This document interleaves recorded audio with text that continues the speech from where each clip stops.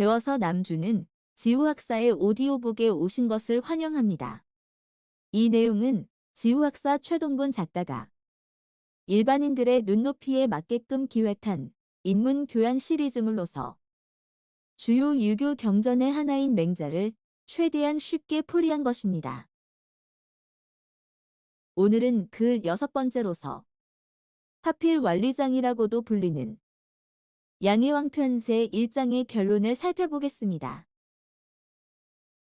우선 지난 시간까지 공부했던 내용을 잠시 복습해 보겠습니다. 맹자현, 양해왕. 풀이하면 맹자가 양해왕을 아련했다. 즉 만났다. 왕왈. 수, 불원천리 이래. 풀이하면 왕이 말하기를 어르신께서 천리가 멀다 하지 않고 오셨습니다. 역장유, 이리, 오곡호.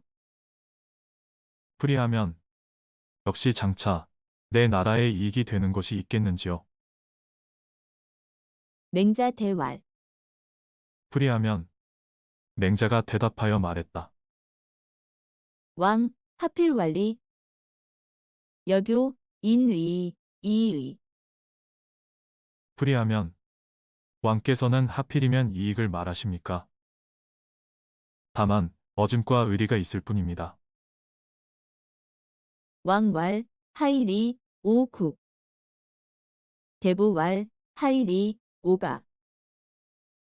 풀이하면 왕께서 말씀하시되 어떻게 하면 내 나라를 이롭게 할까만을 말하시면 그 아래의 대부는 말하되 어떻게 하면 내 영지를 이롭게 할까만을 말할 것이요.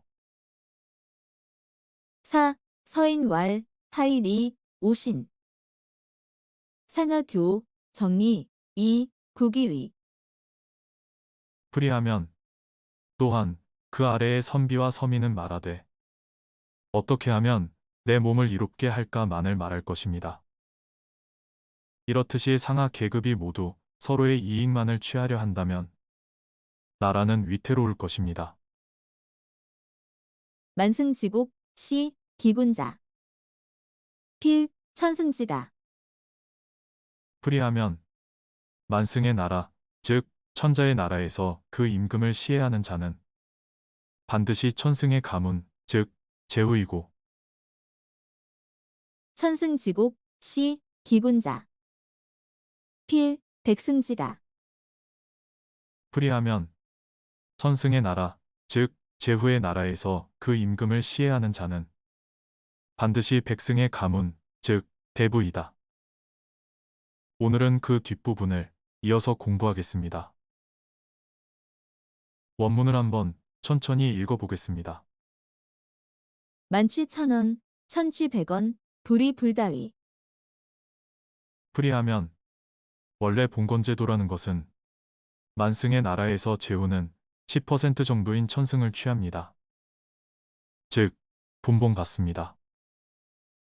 마찬가지로 천승의 나라에서 대부는 백승을 취합니다.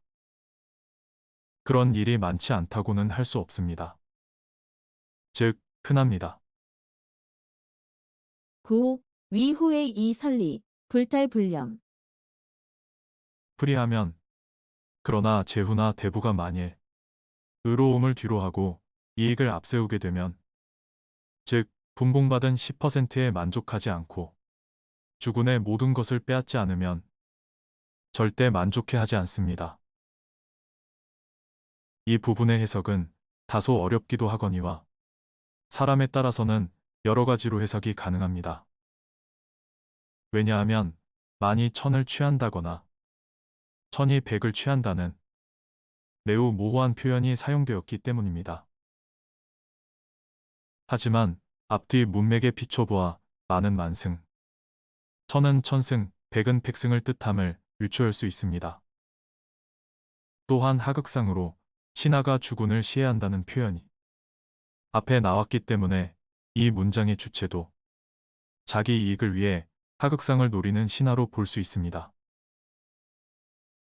원래 봉건제도의 취지에 따라 제후는 만승인 천자로부터 약 10% 정도인 천승을 승인받아 천승을 취하고 마찬가지로 대부는 천승인 제후로부터 약 10% 정도인 백승을 승인받아 백승을 취하는 것이 매우 흔한 일입니다. 하지만 신하인 제후와 대부가 의로움을 뒷전으로 하고 자기 이익만을 앞세운다면 주군으로부터 정상적으로 분봉받은 10%에 만족하지 않고 주군의 모든 것을 빼앗으려 할 것이라는 뜻을 담고 있습니다. 미유인이 유기친자야. 풀이하면 성품이 어질면서도 그 어버이를 유기하려는 사람은 있지 않습니다. 즉, 없습니다. 미유의 후기군자야.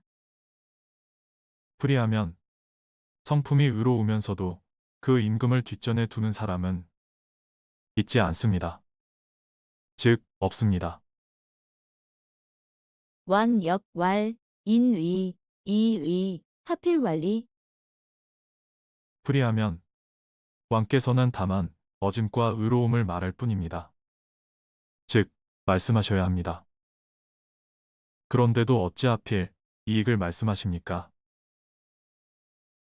이 부분은 하필 완리장이라고도 불리는 양해왕편 제1장의 결론이 담겨 있습니다.